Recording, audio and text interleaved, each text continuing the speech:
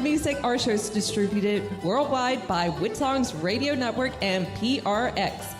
For Michael, Jonathan, and the entire Witsongs crew, this is Dorothy Edwards. We hope you'll join us again next week for the Witsongs Old Time Radio Hour.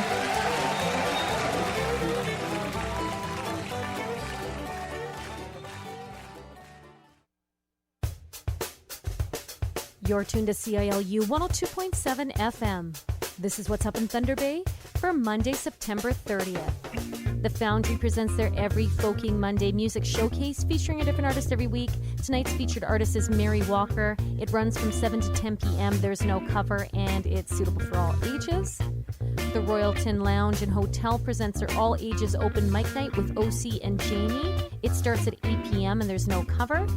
And Magnus Theatre's production of Shout the Mod musical continues this week, Tuesday through Saturday, with its final show on Saturday, October 5th. It's suitable for all ages. For tickets and more information, visit magnustheatre.com. For more details and a complete listing of what's happening in our city, go to tvshows.com. Thank you for listening, and stay tuned to CILU 102.7 FM.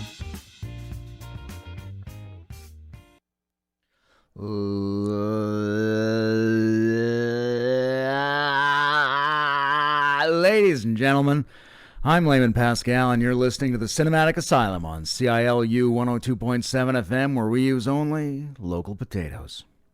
Our show today is about the phenomenon of synchronized swimming. Well, actually, it's about synchronicity, but I'll probably call it synchronized swimming a lot, just in order to liven things up.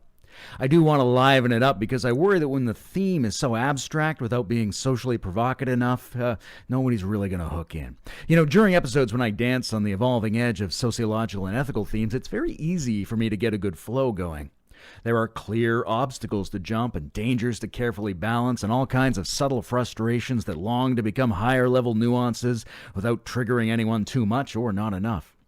Edgy and smooth, social and personal, too much and not enough, or neither of all of those all at the same time in the same breath. But these things weave together nicely on topics like abortion, genocide, murder, and morality. But synchronicity, that's tricky. It's very conceptual. It's related to a lot of highly abstract intellectual things.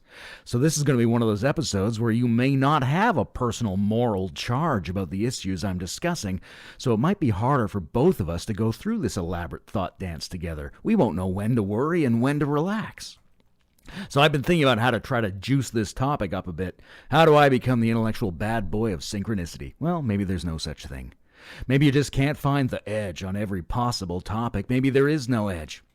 So what answer did I come up with after all this pondering? Well, I decided after extensive meditation to just charge ahead and do the show however the concepts happen to pour out of me. But in order to lend all of this at least a titch of vitality, I've decided to do the whole show in blackface.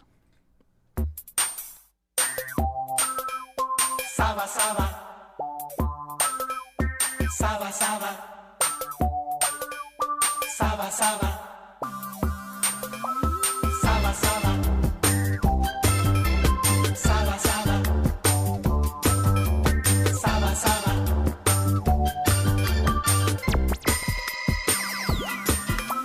Sava, Sava. Quand je suis dans mon auto, Sava, Sava. Sava, Sava. Quand je conduis mon véhicule, j'embraye. Première. Je fonce. Clignotant. Je tourne. Seconde. Ça va. Attention. Feu rouge. Je respecte le passage piéton. Ça va, ça va. Conduire une auto, ça c'est extra, extra. Ça va, ça va. Je maîtrise bien mon véhicule. Ça va, ça va. J'ai des gants de conduite, ça va, ça va. Ça va, ça va. Des gants de cuir qui sont en sky. Je roule.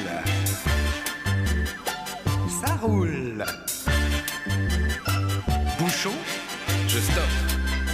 Bonjour monsieur l'agent. Je repars. je mets la radio. Et là, qu'est-ce que j'entends? Un débat. Un débat. Oh là là.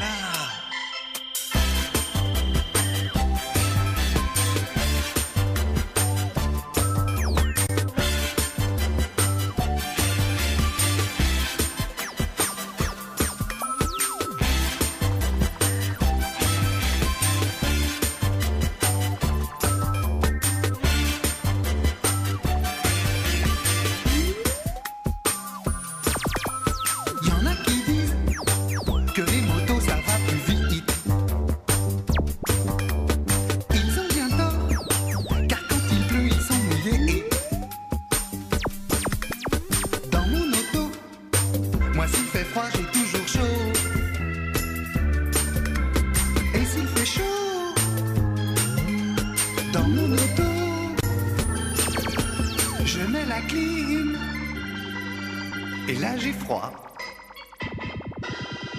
Ça va. Quand je suis dans mon auto, ça va. Oh oui. Ça va. Quand je conduis mon auto, ça va. Carl Zero's Sava Sava, remixed by Latone. And I'm Layman Pascal wearing conceptual blackface. Obviously, you can't see me, though, and blackface is mostly a visual thing, but even if you could see me, I didn't really coat my body with old brown boot polish. Instead, I coated myself with the idea of old brown boot polish. Is that offensive? Hard to say. I'd like you to imagine I'm in blackface, but I'd like you not to do anything more than imagine it while I discuss synchronicity. The possible progressive or regressive dimensions of the concept of blackface and its role in partitioning racial appearances by some kind of purity code, or the logistics of doing ethics by representation and reminders at all, will be left for another day. Until then, just picture me a lot browner than I really am, knowing full well that you're the one who just did that. That's on you. Meanwhile, the song we just heard a moment ago was from the soundtrack to an amazing old X-Files episode called Improbable. It features Burt Reynolds as either God or some kind of higher being in a community of higher beings whose key trait is that they see and feel the coincidental patterns and mathematics of the universe more profoundly and usefully than we normals normally do. Everywhere these beings look, they see overt rhythmic and mathematical coincidence. Patterns of the universe that we approach only through vague things like numerology and the algebra of physics. Seeing more patterns, that's a tricky thing. On the one hand, we are obviously highly susceptible to seeing patterns where they don't exist. Apophenia, that's called. Our brain's interpretive mechanisms, our selfishness, and our small window of understanding of reality cause us to quickly imagine possible patterns using whatever we happen to notice and connecting these patterns directly to ourselves and our values.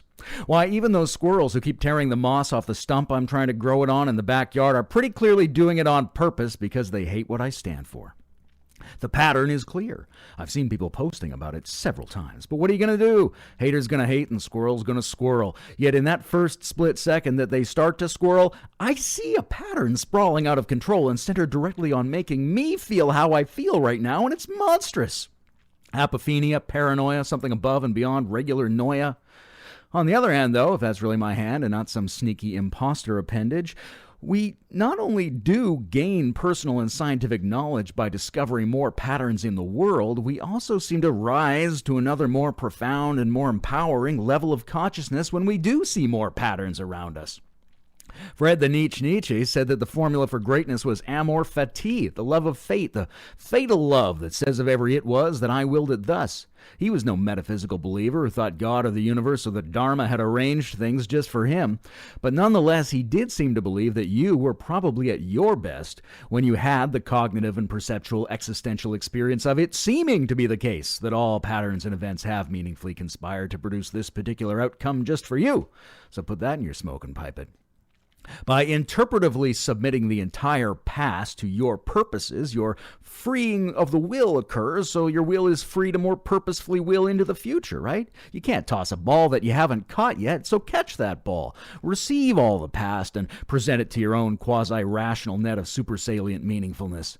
We don't need to subscribe to any particular mystical theory of reality in order to suspect that we are personally at our best in those moments when life seems to be psychophysical in nature through and through, matched up between subjective and objective. Those are our shamanic moments, our godlike moments, our Gnostic apexes and the whatnot.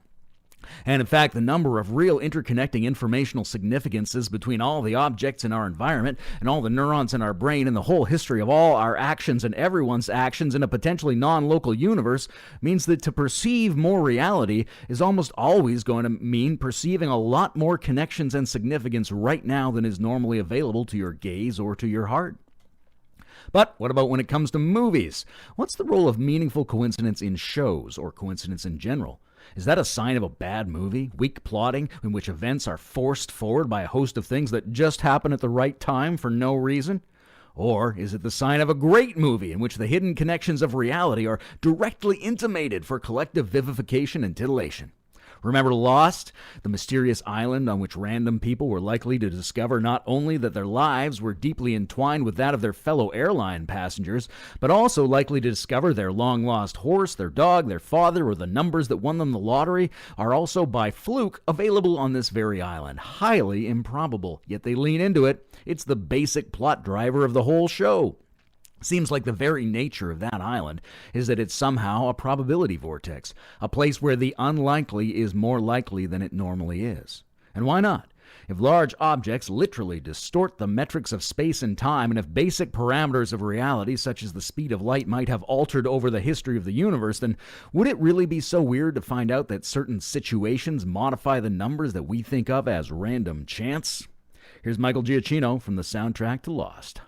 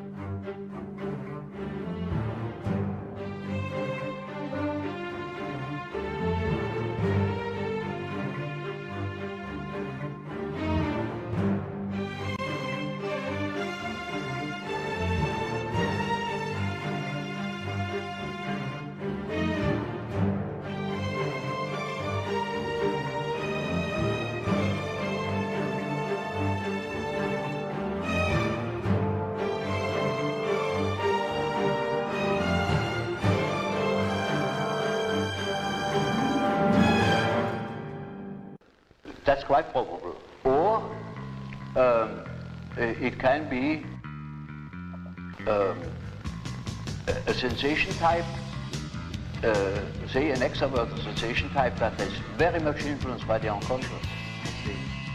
Because he has introverted intuition in his unconscious. I see. Now, so we see these people who yield the best results are always those people were introverted. or introverted intuition comes in. Yeah. But you see, that is a side aspect of it. It's not interesting. Yeah.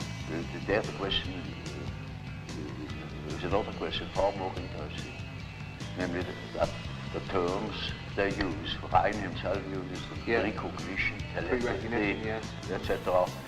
They mean nothing at all. Yeah. They're words. But he thinks he has said something when he says telepathy. Yeah. That's nothing. In other words, the word itself is not a description of the process. That's what you're saying. Description. Yes. It means nothing. It means nothing at all. Now, of course, a lot of the things that you're describing, I think, often scientists will say, well, this is due to chance occurrences, chance factors. And Ryan, in his own work, used statistical methods. We find this happening more often than would be expected by chance.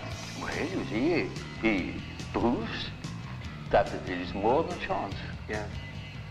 It is statistically graspable. Yeah.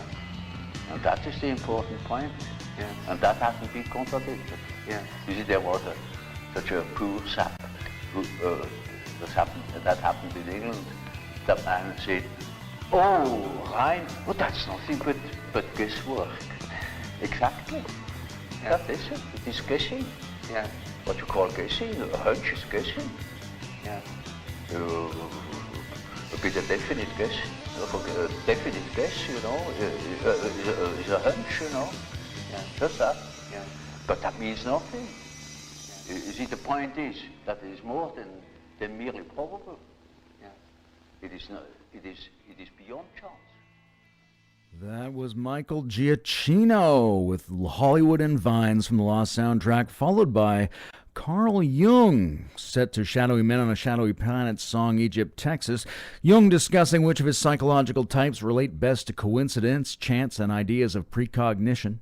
On the Synchronicity edition of the Cinematic Asylum on CILU 102.7 FM. And we were just talking about the skewing of randomness in the plot of the television show Lost. Random chance. Random's a tricky thing. Hard to figure out. If we build a random number generator, that means it uses a pattern or combination of patterns that either cannot be easily predicted or in fact cannot be predicted at all. But there's lots of different ways to do that. There are lots of seemingly functionally random sequences, lots of computer algorithms that exhibit computational irreducibility. Isn't that interesting? There are so many different ways to be random. Some of them might be more useful for certain tasks than others. Maybe the gravity of certain situations in our lives could distort the landscape of randomness, skewing the way that the odds are so that our particular encounter with random outcomes seems a little less random from a certain angle. I was told by my friend Doug, who had to speak through a straw because he was practicing up for a competition where you try to remain underwater in an ice cube-filled bathtub as long as possible, that years ago there was something called the Global Consciousness Project. And these so-called scientists were studying whether or not people can influence the outcomes of coin tosses. And then they went digital and tried to see if folks could influence the outcomes of electronic sequences of random outcomes of coin tosses, which they compared against some standard of randomness. But then they took these same machines and placed them around the world and just watched to see if similar fluctuations of order in the digital randomness ever changed. And apparently it did. And the two biggest changes, they say, the two times that randomness was the least random on the planet, were the funeral of the British Princess Diana and the time surrounding the Twin Towers attack in New York. So one interpretation is that these were the moments when the most people were looking at the same thing and having the most similar emotional response, and that mass coordination of attention and emotion distorted the randomness landscape to produce more orderly randomness, the same kind that we're pointing at when we talk amongst ourselves about synchronized swimming. I mean, synchronicity.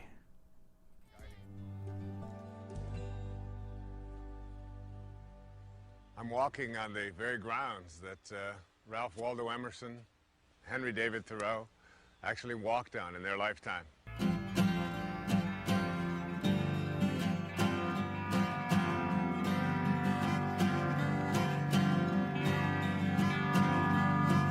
Well, she dialed a phone number. A belief that we are connected to something that is greater and grander than all of us, and that which we are connected to is divine, that we are all divine beings, and that each and every one of us ought to really consider very strongly treating ourselves that way at all times in our lives, recognizing the importance of our own thoughts, reminding ourselves that what we think about is what expands into our lives, that our thoughts are the most powerful force that we have, that our connection to eternity, so that each and every one of us should be remembering what Emerson and Thoreau, Louisa May Alcott, and so many of those people who lived right here wrote about and talked about and encouraged us to form a transcendent view of ourselves and of our world. One of my very favorite words that was invented by a man who was a great teacher of mine, his name was Carl Jung. He called it synchronicity. And it's a term that reflects sort of a place where you can get to in your life where you can have a collaboration with fate almost, where you can begin to see things showing up into your life. Some of us who are very practical minded, we think, well, that's absolutely impossible. All of these things are just coincidences. But the word coincidence is an interesting word. In mathematics, coincidence refers to angles that coincide. And in mathematics, two angles that coincide are said to be two angles that fit together perfectly. We have taken a term that means things that fit together perfectly and assume that somehow it's all done accidentally. But in the universe in which there is an intelligence guiding everything, there are no accidents. One of my favorite ways of describing this, I did with a friend of mine years ago on some tapes. His name was Deepak Chopra. Deepak and I were in front of an audience in London. And we all of a sudden started dialoguing about how to get strawberry ice cream. We came up with there are 4 ways to get strawberry ice cream. And they raise in level in consciousness from the lowest to the highest. So the first way of getting strawberry ice cream is to have a thought. Everything always starts with our thoughts. And the thought is, gee, I'd really like to have some strawberry ice cream. And then you act upon that thought. Wayne Dyer and A Tribe Called Red. What do you think?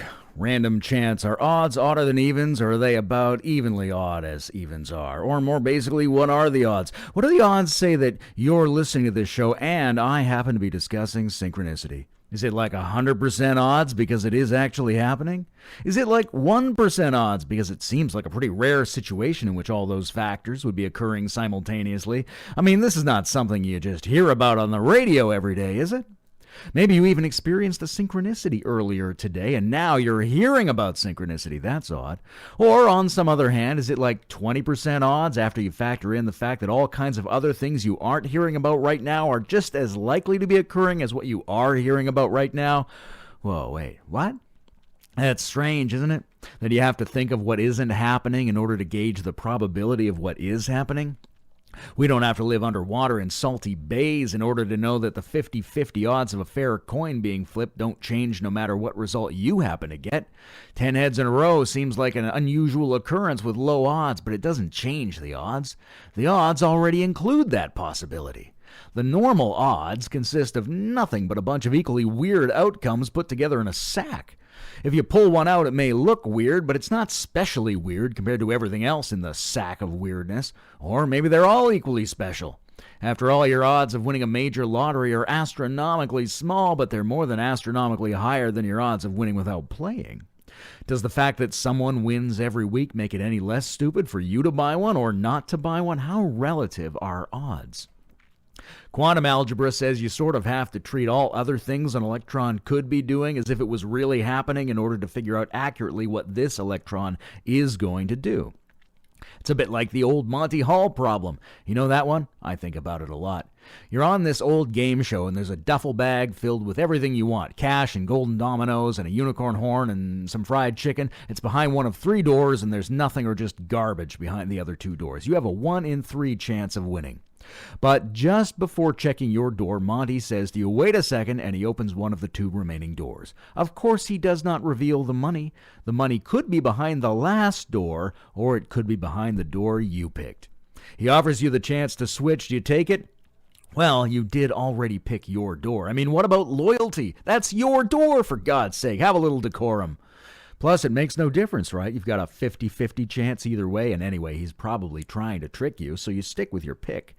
Bad choice. His door is twice as likely as yours to have all those golden dominoes and that beaten-up faux camouflage, slightly blood-stained duffel bag, and who knows where the weirdos in the prop department got their hands on that thing.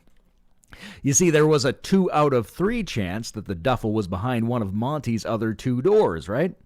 And when he opened one, there was still a 2 out of 3 chance, a 66.6% chance that it was behind one of his doors.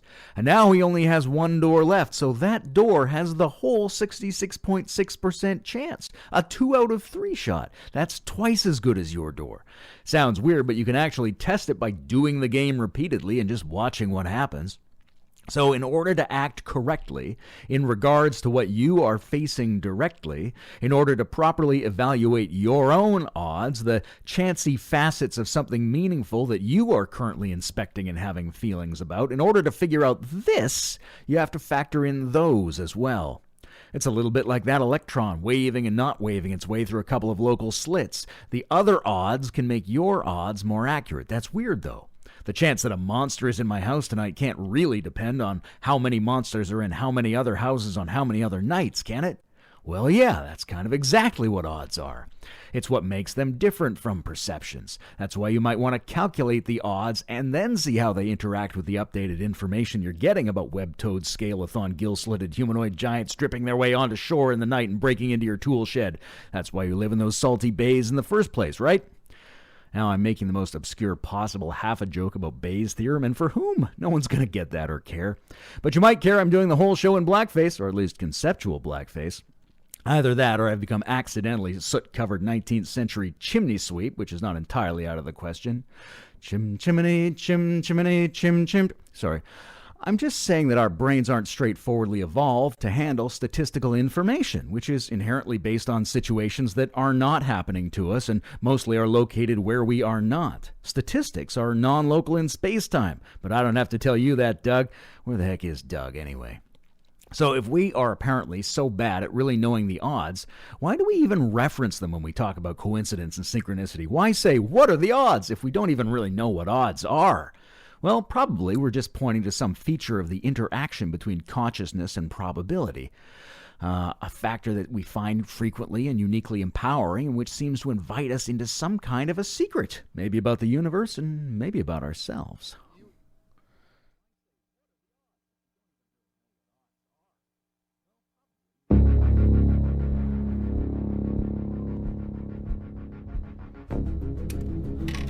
Project log, final entry before the experiment. Prepare to load MRD. Close hatch. MRD in place. Engage sequence. Here we go. 5, 4, 3, 2,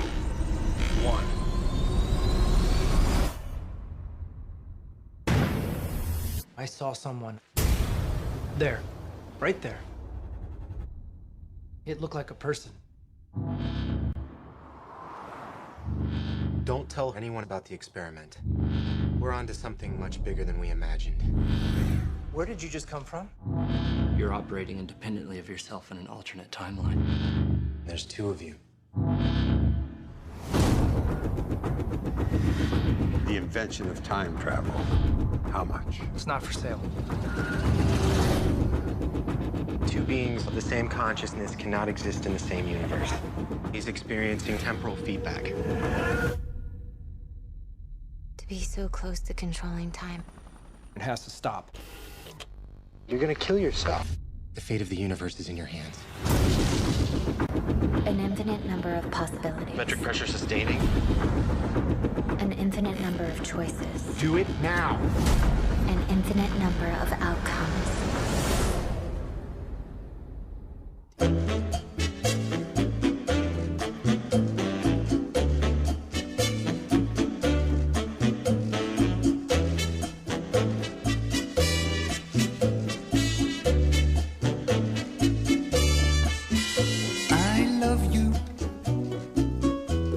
Sentimental reasons. I hope you do believe me. I'll give you my heart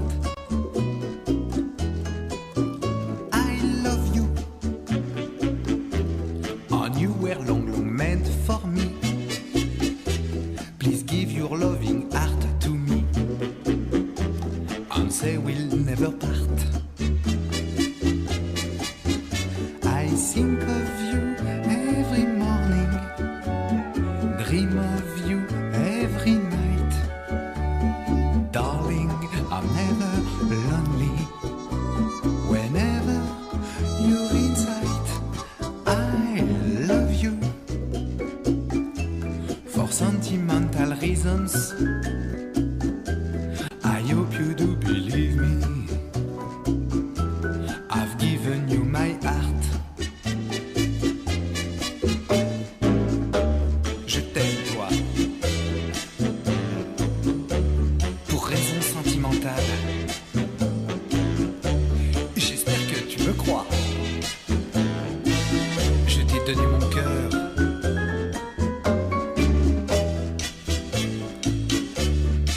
Oui, tu sais, je t'aime. Allez, les flûtes.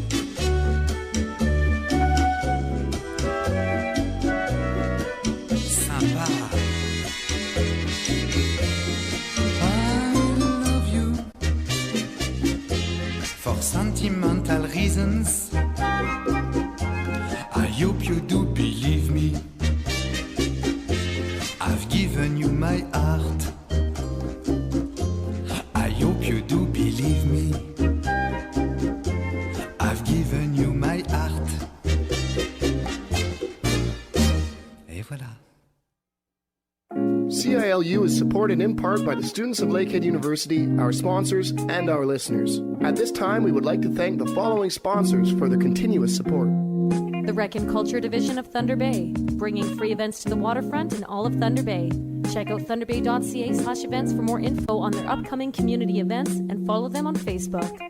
Joey's Restaurant, a tasty little place for seafood, located at 595 Arthur Street West. Visit them on Tuesdays for all-you-can-eat fish and chips, Thursdays $4 tacos, and kids eat free Saturdays. Some conditions apply. The Thunder Bay Blues Fest. Log on to tbayblues.ca to keep up with all the news on Thunder Bay's largest annual music festival, entering its 19th year in 2020.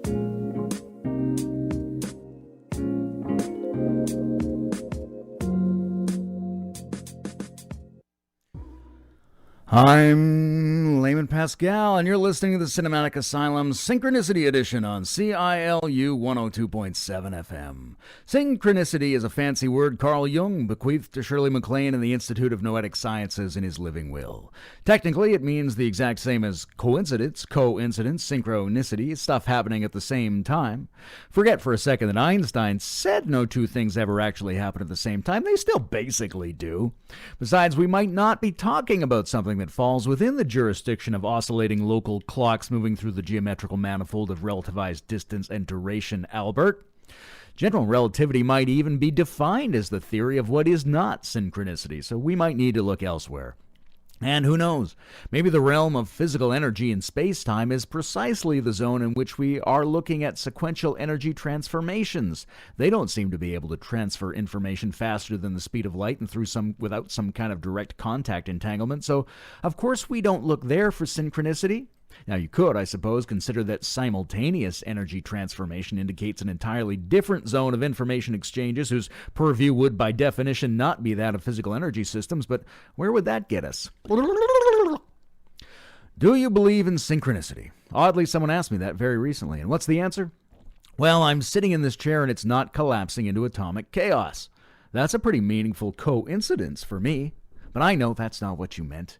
You meant maybe that external circumstances seemingly beyond my control express the same archetypal patterning going on inside me. Do I believe in that, whatever believe means? Well, why wouldn't outer and inner weather systems have storms at roughly the same time? Okay.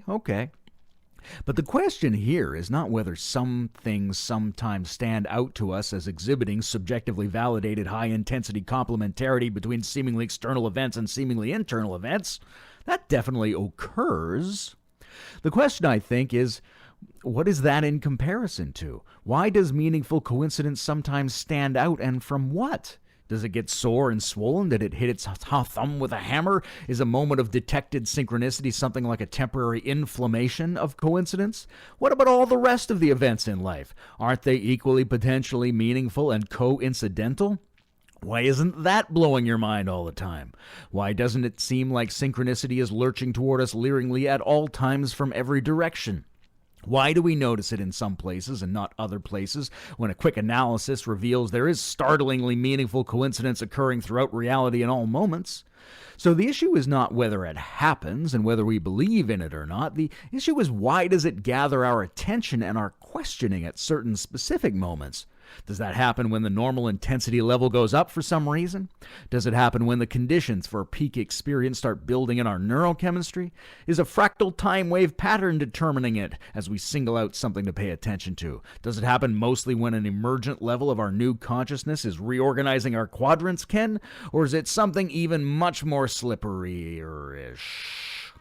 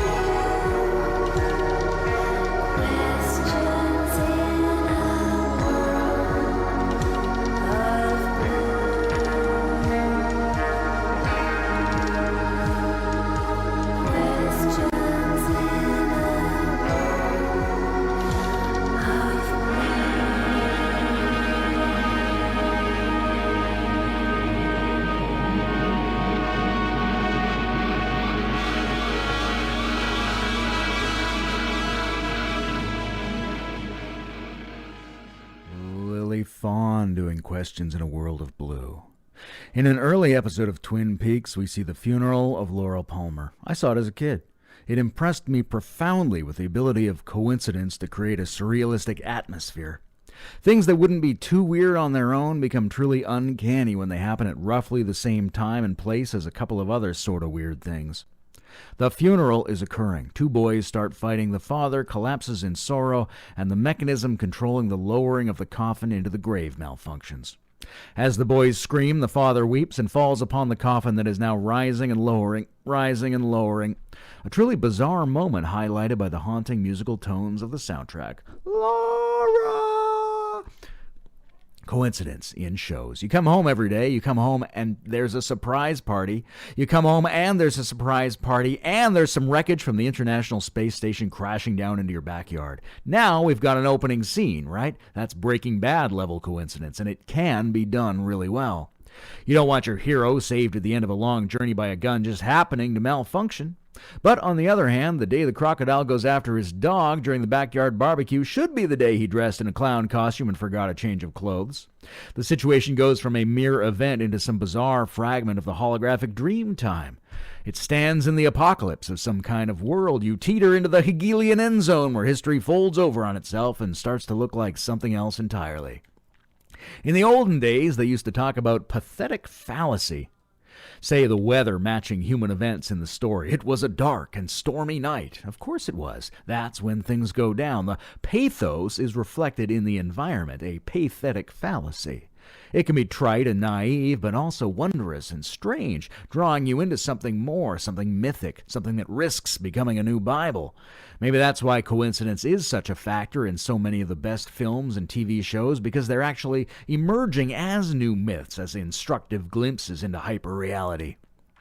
Ever walk out of the theater feeling like anything's possible? Maybe that's not just because your hero defeated a villain. Maybe it's because everything came together at last.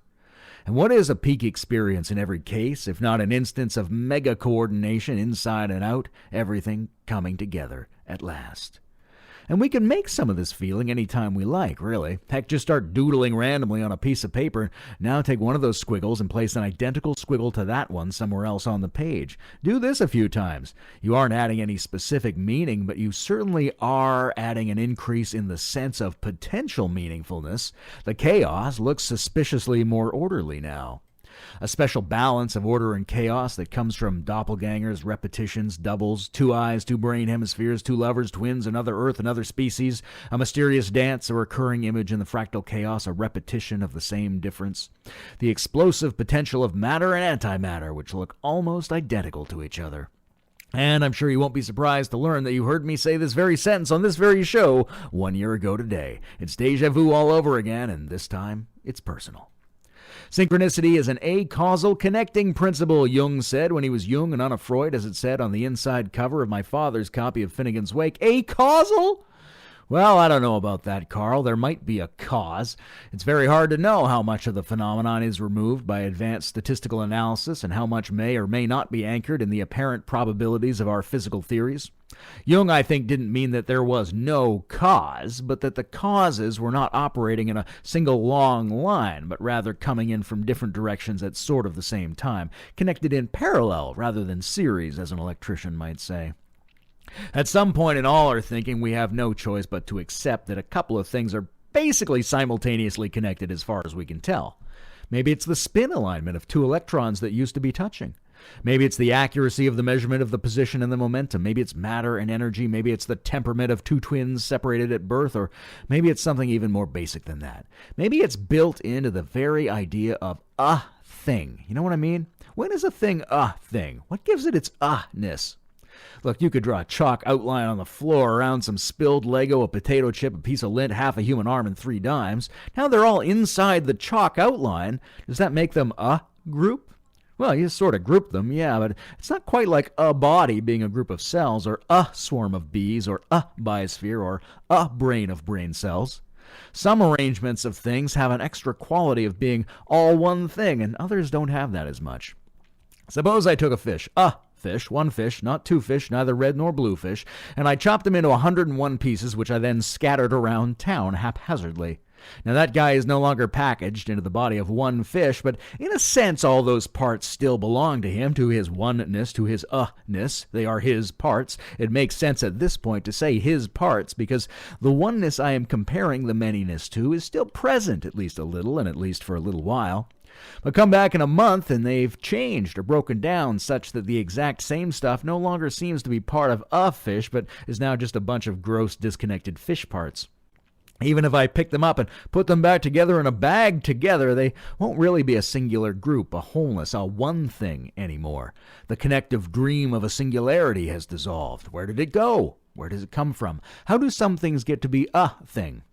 That requires all their parts to fit together meaningfully and at the same time. They're entangled, but how did they get entangled?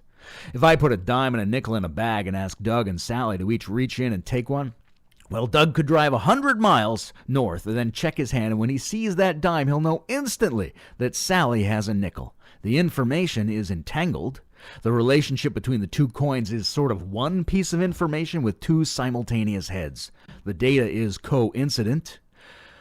And that's why it's synchronized swimming again, I guess. Why is an atom and not 12 atoms or 14/38 an atom? What's going on that makes all those bits to come together in a special sense at the same time that isn't just being clustered together in a heap, but actually forms a whole thing that is greater than the sum of its parts? Is that kind of coincidence what makes anything a thing? Surely it takes more brackets. Surely it takes more than brackets to make a natural set, Doug. Solving the following riddle will reveal the awful secret behind the universe. Assuming you do not go utterly mad in the attempt. Say you have an axe, just a cheap one from Home Depot. On one bitter winter day, you use said axe to behead a man. Don't worry, the man's already dead. Or maybe you should worry, because you're the one who shot him. He'd been a big, twitchy guy with veined skin stretched over swollen biceps, tattoo of a swastika on his tongue, and you're chopping off his head because even with 8 bullet holes in him, you're pretty sure he's about to spring back to his feet, eat the look of terror right off your face. You now have a broken axe, so you go to the hardware store, explaining away the dark reddish stains on the handle as barbecue sauce. The repaired axe sits undisturbed in your house until the next spring, when one rainy morning. So, you grab your trusty axe and chop the thing into several pieces.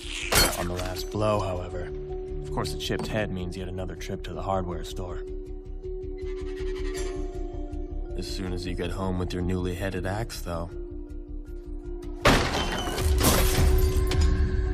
you meet the reanimated body of the guy you beheaded last year.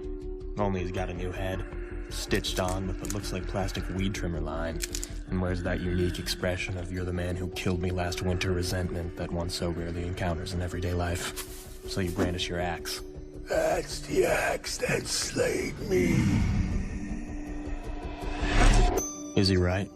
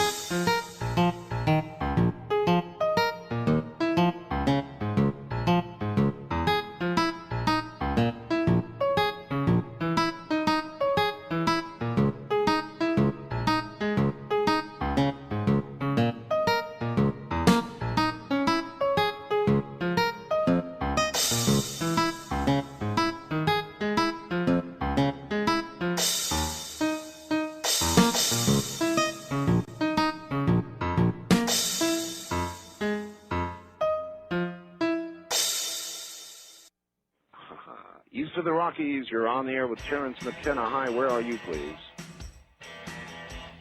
The way in which, perhaps by sharing our experiences, we can begin to satisfy ourselves that the domain we journey to and from is not merely mental. And the way in which we confirm for ourselves that it is not merely mental is in the observation of disturbances in this world that we call coincidental or synchronistic or something like that. Now, this is elusive, anecdotal kind of stuff, but nevertheless, there's enough of it that I think there is something there. What do I mean? What am I talking about? Well, as an example, I have lived 42 years. Only twice in my life have packages of matches burst into flame in my pocket, burst into flame. In each case, it was about 4 or 5 minutes before I turned somebody on to DMT. Well, now, well, yes, an interesting coincidence. Totally non sequitur sort of thing, but twice in my life, packages of matches have burst into flames in my pocket. Other things, many people who experiment with mushrooms report it's almost achieved anecdotal status now. The scurryings and rustlings on the periphery. And when you do mushrooms fairly frequently, you get with this to the point where you just say, oh, that's... Well, what was all that stuff? That was, first of all, the axe riddle scene from the beginning of John Dies at the end, and then you heard DNA code being translated into digital piano music, and then a little bit of Terence McKenna discussing synchronicity overlaid with shadowy men on a shadowy planet. Now, there's a lot of falling involved in the tangled consideration of synchronicity. Coincidence is even a term that suggests angles or trajectories that come together at some point. An angle is where some lines converge, a collision, I guess, which they call an incident. An incident is something that befalls us. It falls upon the world, falls upon our lives. That's the literal etymology of incident. A coincidence falls together. It simultaneously befalls us. It coincides, like two people coming around the same corner a little too fast. BAM! That happened to me at school when I was a kid. An older chap, Adam Taylor, who was a little taller than me, and in our collision his mouth hit my forehead, causing his teeth to slice his tongue wide open. We became temporary arch nemeses after that. Sorry about that, Adam, if you're out there. We were coincidentally coming around the same corner a little too fast. Makes me wonder what role velocity has in coincidence. Makes me wonder that. I have no choice in the matter. It makes me. I'm probably stalling now because I'm not sure what the significance of speed is in this issue of coincidence. Maybe things stand out to us as coincidences, above and beyond the everything everywhere existing coincidences, the synchronicities. Maybe these forms of information are simply coming in faster than the rest of our perceptual and cognitive field. Maybe that's what makes them seem to be simultaneous, to be already part of the underlying fabric of reality, like they're already there before we started thinking, like they just got in under the bell. Maybe everything that's happening roughly now-ish gets sorted by the brain into a field of discrete things, a world, but information that slips past the goalie too fast ends up kind of hovering over the world, haunting our perception, standing out because its pattern showed up in awareness before we finished making our information into a reality of many things with different histories. Anything that slips in before the bell might seem like an enchantingly entangled mesh of meaning connected before any individual causation chain in our brain events something approximate to the environment. And why not? Synchronicity and velocity both end in city. That's got to be more than just coincidence, right? Synchronicity. Nice. Synchronicity. Trademark Layman Pascal Infinity Blackout Forever. What are we talking about? We're talking about things happening at the same time, about things happening or being at the same time. I know. They say there are no real multitaskers and that people who rate themselves as good multitaskers are, on average, worse at multitasking than the average person, but still the entire history of your internal development and even the capacity you have to perceive is based on you being able to treat a bunch of different things as if they are one thing. You just ride a bike. All the sub-skills you had to learn seemingly come together as if they were one simultaneous skill now. That's multitasking, isn't it? You somehow pulled off doing all those things as if they were one. Our whole history of learning is a process of turning a bunch of things into one thing so we might be able to multitask it. Now, I'm going to repeat that sentence while you both listen and wiggle your jaw side to side. With a little luck, those two tasks will fuse into one by the power of synchronized swimming. That is to say, synchronicity. That is to say, synchronicity. Take me down to the Synchronicity, where the grass is green and the girls are pretty. Oh, won't you please take me down? I've been Layman Pascal, and you've been listening to CILU 102.7 FM, the Cinematic Asylum edition about synchronicity. I'm going to wipe off the black face now and leave you until next week. is no such thing as at the same time. There is no such thing as at the same time. There is no such thing as at the same time. There is no such thing as at the same time. At the same time.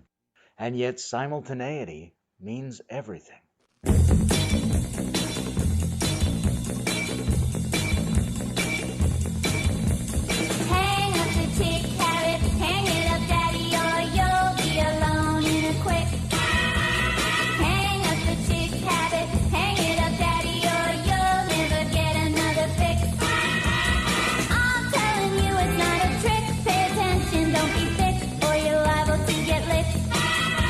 You're gonna see the reason why when this bit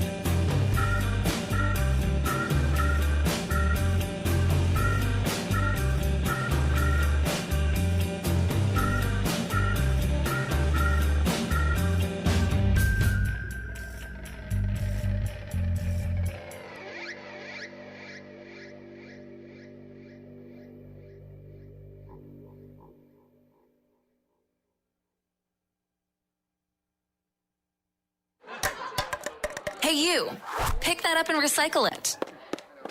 Did you know Canada only recycles 9% of its plastic waste? The rest ends up in our landfills, parks, and even in the Great Lakes, destroying our ecosystems and leaking toxic chemicals. Come on, we're better than this. Let's help our environment to secure a safe future for all. Facts are free. Recycle every day. Facts provided by Environmental Defence Canada. Find out more and join the movement at environmentaldefence.ca. CILU is supported in part by the students of Lakehead University, our sponsors, and our listeners. At this time, we would like to thank the following sponsors for their continuous support. Copperfin Credit Union, Northwestern Ontario's largest locally owned credit union. Experience the convenience of their mobile banking app and online financial solutions anywhere, anytime. Copperfin Credit Union, life forward. Sarah Curtin, your neighborhood realtor. She's on top of what's happening at Thunder Bay's Market, and she'll help you buy or sell your